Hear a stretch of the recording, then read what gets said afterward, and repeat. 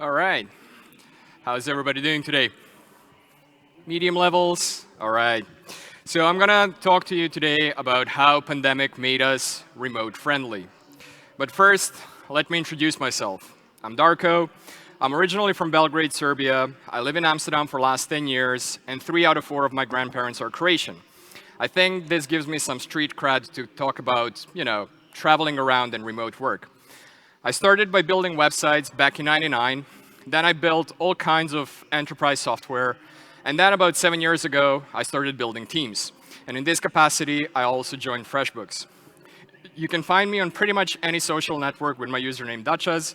And if you've seen any of my previous talks, or if you know me as a person, you know that I'm passionate by fuel. Fueled by passion. And my passions are traveling to weird places. I'm currently at 57 countries, gonna add a couple of more later this year. Then travel photography, or occasional, like artistic selfie photography. This is, by the way, how I celebrated Christmas last year. It was epic. And about active lifestyle. So if you want to talk about best place to kayak, I'd like to have that conversation. And I'm never going to miss an opportunity to plug in my band. So Carnival of Flash, look us up on everything. And especially now that we released the new single. If you remember, Flash is tropical. You can see our music video. And then the professional bit, like growing people, growing teams, etc. I work at Freshbooks. Of course, it would be amazing if you joined us. We're a product company, started in 2004, about 500 people, 5 offices, cloud accounting software. I've been talking about this the whole day, so you probably know the spiel, but if you don't, we have a booth. Let's talk about it later. And yeah, we're hiring, big surprise. And as I was editing this slide, I was like, wait, it says 5 locations. That's where we have our offices, but it's actually more like 30-something locations today because that's where the people are. And today, what I want to talk about, if the clicker allows, is how we moved from a single office to a remote-friendly and work-from-anywhere ideology. So before talking about where we are, let's talk about where we were. So the year is 2019. There is about 300 people in one office. This office is in Toronto, and there is a very strong office culture. You can see from this photo, it's one of those very startup-y, cheerful offices. And apart from all the ping pong tables and all the game rooms and all the nap rooms and all of those things, the office culture meant that if you need something from somebody, you go to their desk. So you know where their desk is, so you go there. You don't Slack them, you don't email them, you just walk over there. And because it was such a tight-knit ecosystem, that meant that many processes required you to be in the office.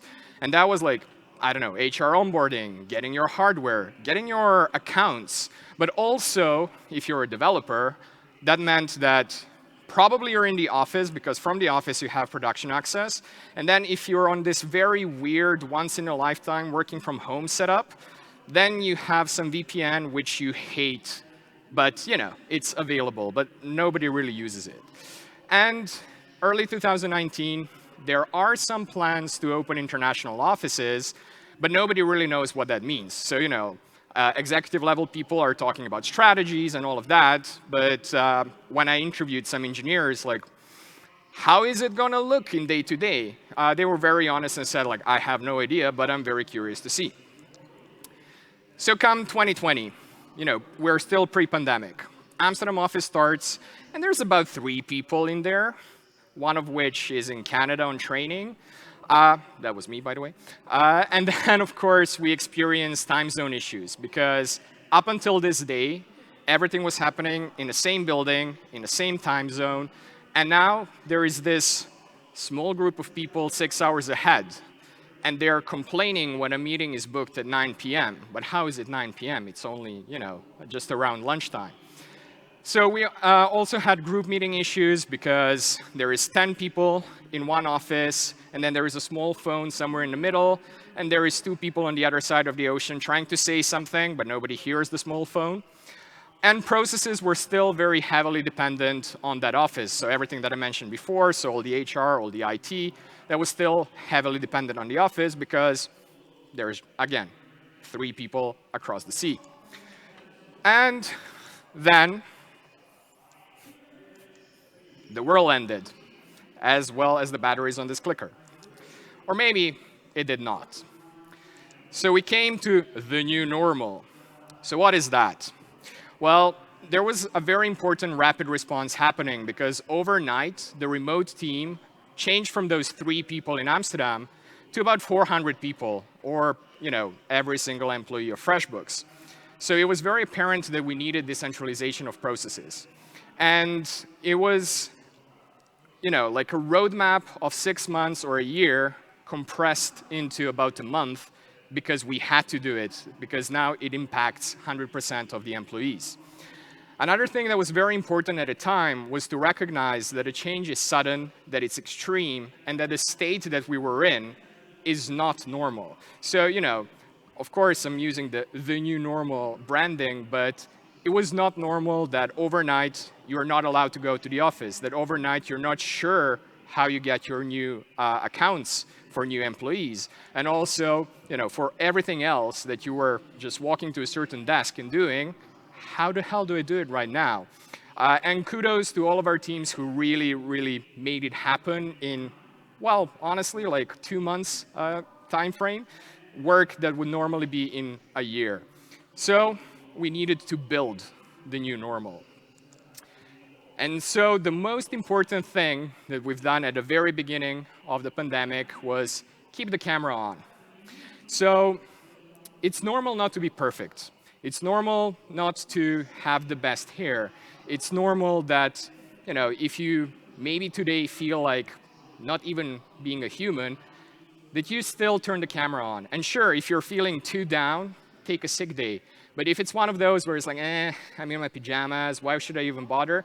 Just turn the camera on, because we're humans and we connect through seeing other humans. Even though it's through, like a panel of glass, it's still keeping the human touch. Also, it was very important to recognize that not everybody has a perfect office space at home, and not everybody can have a perfect office space at home. So we did what we could to offer people, take the desks from the office. We're going to ship new chairs to you. We're going to ship stuff to you. But if somebody lives in a studio apartment with their wife and kid, how can they put all of those things in there? So if your colleague is, calling in from bedroom, that's fine. And there is absolutely no problem in that. And interrupts are normal. So, maybe you have a kid who might decide to cry while you're on a call. You should not be ashamed of that. You're human, life happens, and this is normal. Maybe you have a cat who just decided to, walk all over your keyboard. You should not be ashamed of that, because that's normal. And it was very important in the very first days to put this message out so people recognize that life is normal. And that also, because we're in this weird shape, personal life should come first. So what if your kid is suddenly sick and you need to take them to a hospital? Just do it. Don't even bother, like asking for approval. Just inform your team. And I know a lot of you people here are IT people and you're like, oh, but I used to do this pre-pandemic as well. But there are people who are afraid to even ask those kind of things because that ruins the perfect image, the Instagram perfect employee. Why? We're all humans. And one important thing that was very important to overly communicate, it's okay not to be okay, and we're here to help. So in the beginning, we just started some chat rooms which would simulate you having a lunch with your colleagues or having that water cooler conversation that you would normally have. Because I imagine that most of you pre-pandemic did not just walk into the office and start typing on your keyboard. You probably spoke a little bit to your colleagues. Maybe some of them were your friends. And suddenly you lost this opportunity. So we tried to simulate that through Slack rooms, Zoom rooms, whatever. And we know it's not equal, but at least it's something. Because I heard from some of my ex-colleagues about a wall of names, so a Zoom call with 15 people, with camera off, only 2 people are talking, and that felt even more disconnected than the whole pandemic situation. So as you can see, the important bit is talking. So it was very important to talk about everything and to talk a lot about it. So initially, in the first days of pandemic, we had a daily team breakfast. And why daily? You might think that's an overkill. As I said before, when your day started, you probably had a coffee with a colleague, and you probably wanted to check what did they do over the weekend, or how are they feeling right now. But from managerial point of view, it was also important to see how people are feeling in this very new and confusing time that we're all in. And especially because news were all about Uber let 10,000 people go, or those and those companies are closing offices. So of course people were asking, what does that mean for Freshbooks? So it was very important to have this daily loop and to communicate everything that we knew, and to also openly communicate there is a lot of things that we don't know, but we're going to work on it together. And then of course, as time progressed, people were more and more comfortable with the situation we were in. So now we don't have a daily breakfast, but we still have a weekly lunch.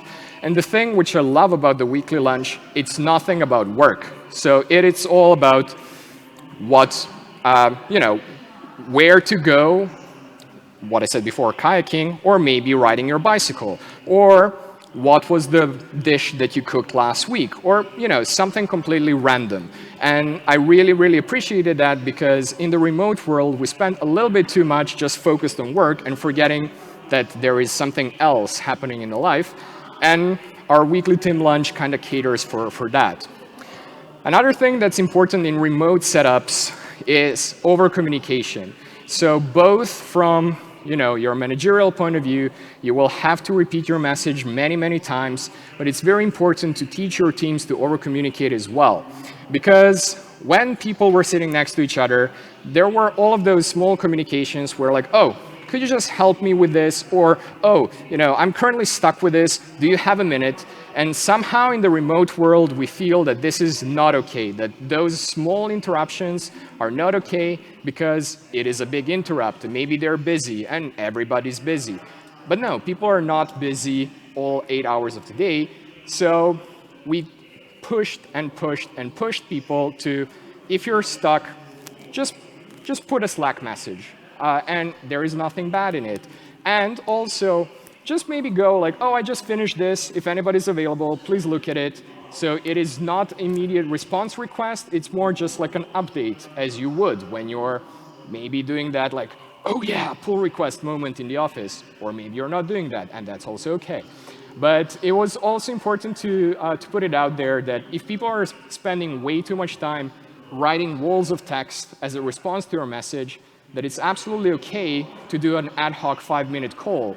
Because I know everybody's like, oh, another Zoom call, finding a moment in a calendar, please kill me. No, so ad hoc, because that's also what used to happen in the office, right? So you start chatting about something, you think it's small, but then it gets maybe a little bit heated, and suddenly there is 5 of you talking about this topic.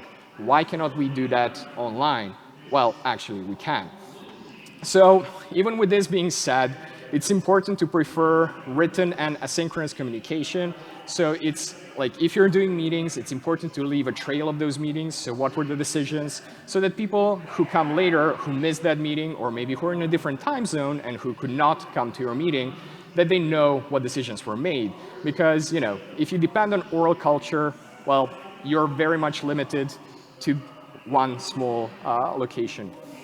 And with this written and asynchronous communication, it's important to put a name and a thinking process to decisions, because this prevents us and them situation. Because if you don't have a name, and if you don't know why this was made in such a way, you might start being a little bit suspicious. And oh, those people over there, they decided something without including me. And those people over there, they probably want something bad for me. And of course, when I put it this way, it sounds like an extrapolation and putting it too far. But if you even have a little bit of that feeling of those people over there, it's a bad thing. So it's very important to say, I don't know, Tony and Philip made this decision based on this input, and maybe it's wrong. So they're open to discussion. But if it is the management or the engineers or the designers, it becomes unhuman. and very easy to disconnect from. And another thing that was very important was forming a social committee to do fun events, because I hope that you did, but back in the office times, we did fun shit. And social committee in Freshbooks is just built of people from different departments. So there is no official, you have to be on this position or on this level. It is just people who just have some motivation to do something fun for their colleagues. And this was very important for us because I know what you're thinking, like, oh, sure, company fun over Zoom, yay, another meeting. But actually, there were a lot of meetings that we really enjoyed. So I put some of them as ideas if you're looking for ideas still. But, like murder mystery or a magic show over Zoom, those things can be actually fun. So of course, some people are going to say, but what about them deliverables? Because this is all fine and dandy, but you're just giving me this randy-dandy group of people who are all happy, but they're not delivering anything.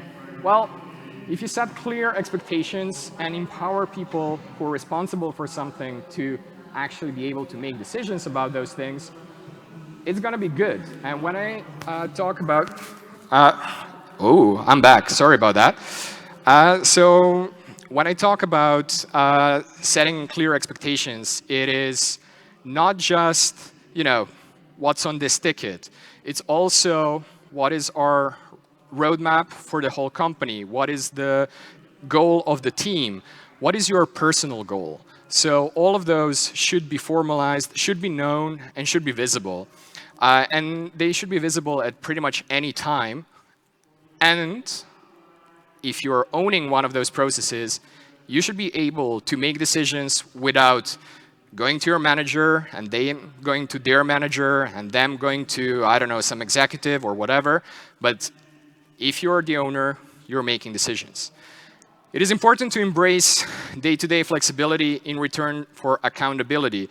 What I mean by day-to-day flexibility. So what I was saying before, that life happens. So there are some colleagues of mine who prefer splitting their day into morning part, then around lunch, I take care of my kid, and then when the kid is back to sleep, I work again.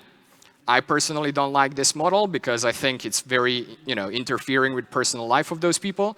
But they said, like, no, this is actually making time for my child, which I normally would never see. So by giving this person flexibility, they increase their productivity and they're happy. And of course, they're aware that it is their responsibility to manage their time. And in my last talk, I was talking about setting up service ownership.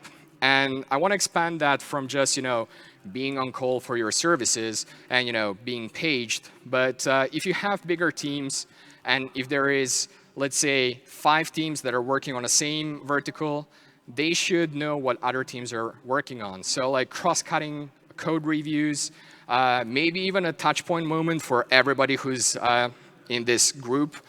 But additionally, proactively looking at metrics. So not just waiting for an alert to happen, but just looking at it and being like, this looks a bit odd. So this kind of feeling is what I believe is service ownership. And then it's very important to put structure to your team's reflection moments. So again, if we have clear expectations, as mentioned in the beginning, in the reflection moments, you can look at them. So you can look, so out of the roadmap, probably there are some important bits, maybe there are big rocks, and there may be some nice to haves, let's say small rocks. How are we progressing towards the big rocks? Additionally, how are we progressing on your personal goal, which was to improve, I don't know, local development for everybody on the team? So it is important to have structure in team reflection moments because, sure, we're all doing retros, but if we're just looking back at last 2 weeks or last week, whatever is your sprint, we kind of lose the bigger picture, and we should not. And another thing that is very important, so every single company here is agile, I'm sure of that, but also I'm pretty sure that at least half of you set dates 6 months in advance or a year in advance and hope for the best. And then, when something happens, then it's a big drama. So if we're really agile, we have enough in between touch points and enough open communication to be able to say, well, OK, we said it was 6 months, but now there is 4 months left, and well, it now looks like 8 months based on new information. This should not be a problem. The problem is when we said 6 months, it's 5.5 months, and now it's suddenly 12 months. So if you're really agile, and if you have enough in-between touch points, it's going to be fine. So what am I saying is essentially build trust. I mean, kind of simple, right? All right, so again, bells with a clicker. So when are we going back to the office? Or are we even going back to the office? Or, what happens if I don't want to go back to the office? Or, like any version of those questions. So apparently, the world was stable enough for us to have to start thinking about our remote working policy. So in short, our policy is work from anywhere. But what does that mean? We're fully remote friendly, and I want to accent remote friendly. So that does not mean we're fully remote. That means that every single employee has an opportunity to choose, do they want to be fully in the office? Do they want to be fully remote? Or something in between? Like, I want to come to the office once a week, once a month, or whatever. And for practical reasons, everybody's assigned to the office which is geographically closest to them. And those practical reasons are payroll, to start with, but also team building activities. And speaking of those, we are doing 2 global and 2 regional activities per year. So global, obviously people from all of our offices being in the same place, and regional, well, people from the region being in the same place.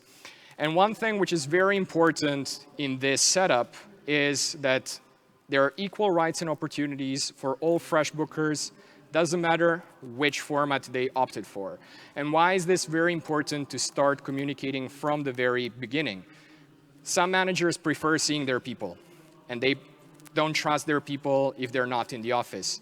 So this should not impact those people's opportunity to progress in their careers. So if we as a company say it is okay to work from anywhere, and somebody decides to work from anywhere, they should have all the possibilities as somebody who decided to come to the office every day. And of course, with working from everywhere comes a question, can I work from insert country here? Well, if we have a physical office in that country, then of course, yes, you can. Do you want to transfer from one geography to another? Sure, we're going to help you. We're going to help you with all the legal paperwork. But then if you choose a country where we don't have an office, the answer is still yes, but. So the but part is you would probably have to be either a direct contractor for us, meaning that at the end of the month, you send an invoice to us, business to business, and the invoice is always the same because that's your salary, but you're working from Kyrgyzstan? Cool. Also, there's an option which we're using, having contracting partners. So there are certain partners in certain countries which allow us to hire people in those geographies, and they're paying salaries to those people, and they're feeling like regular employees of this in-between company. And the company just sends a bigger invoice to us because it's more than one person invoicing us. Important thing is that even though I use the word contracting here, it's only for legal reasons. So again, if you decide to work from insert country here and you're on a full contract with Freshbooks, you're treated as anybody else. So you're not seen as a contractor or an outsourced resource or any of those terrible words. You're a Freshbooker as much as the person going to the Toronto office. The only thing that matters right now is that you work in one of the 2 time zones that we're currently in. So either Central European time, or the time that we're all in right now, or Eastern time, which is for our Canadian office. And then you might be wondering, what's next? Well, I mentioned this part about being bound to a certain time zone, and you might be thinking that's silly. And it is. So if we want to be a proper global company, we should not be bound to two arbitrary chosen time zones. So we need to further improve our communications to be even more asynchronous, because I'm thinking of a future where there's going to be a team in New Zealand, and they're never going to have overlapping office hours with people in Canada. And if we're doing this, past the flame from New Zealand to Europe, from Europe to Canada, that's not going to be a very fun time. And that just points to our decision-making processes need to be very flexible, and they should not require face-to-face, because as I said, otherwise, somebody's going to have a meeting at 5 a.m., and somebody at 9 p.m., and somebody around lunchtime. It's going to be a very bad time. So another thing that we're doing already is creating more virtual offices in geographies where we currently don't have people. And there is a pilot project happening right now where we're getting people in Colombia and Brazil with the intent of converting them to Freshbooks proper down the road. And for this, we're using team augmentation partners. Essentially, that's kind of connected to what I said before, those contracting partners which pay salary of those people, send us an invoice at the end of the year, and those people are, again, as Freshbooks as anybody else. But if this pilot project is successful, what we want to do is expand to new time zones. Because again, for the pilot project, we were playing it safe. We were playing in time zones that we're comfortable in. And then we said, like, OK, if this works, let's see how it works adding somebody who's further ahead. And then a thing which is very, very important for the future is ensuring that we have a good mixed office infrastructure. And this is partially about, if somebody wants to go occasionally to the office, how do they book a meeting? How do they book their desk? But also for remote to office meetings, do we have proper infrastructure? Because what I said in the beginning, there was a small phone in the middle of a room, 10 people around it. You all know how that works. It doesn't.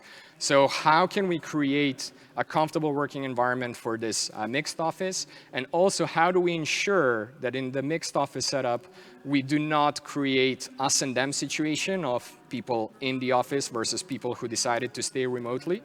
And how do we, reduce the affinity distance amongst them? So all of this sounds very easy. And some of you might be even wondering, like, why the hell am I at this talk? So what was my motivation to do this today? We're towards the end of pandemic, fingers crossed. And I've heard many, many people having a new wave of anxiety about going back to the office because they had to adapt to a certain change. And now we're pushing a change onto them because there are still many, many companies who are like, no, from date X, everybody back in the office, past 2 years never happened, and we're just going back to where we were. Well, we're not at that place. And I'm hoping that after this talk, you can get some ideas for your company to not put this anxiety onto people yet again, to give some freedom of choice to people, and to create a safe working environment for everybody. Thank you. Darko, Zelic, thank you.